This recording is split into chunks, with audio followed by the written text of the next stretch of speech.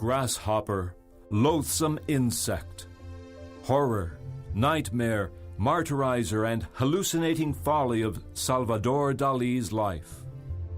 Dali said that the terror that grasshoppers caused in him was one of the great enigmas of his life. In the book The Secret Life of Salvador Dali, he gives a few clues to the origins of this fear.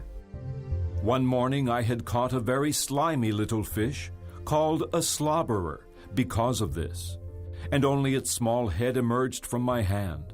I brought it close to my face to get a good look at it, but immediately I uttered a shrill cry of terror. "I have just looked at the face of the slobberer," I said to my father, and it was exactly the same as a grasshopper's.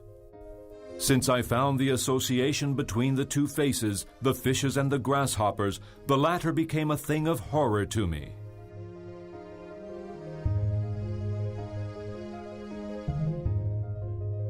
But the terror of the grasshopper also has a sexual content due to its phallic form and bisexual nature.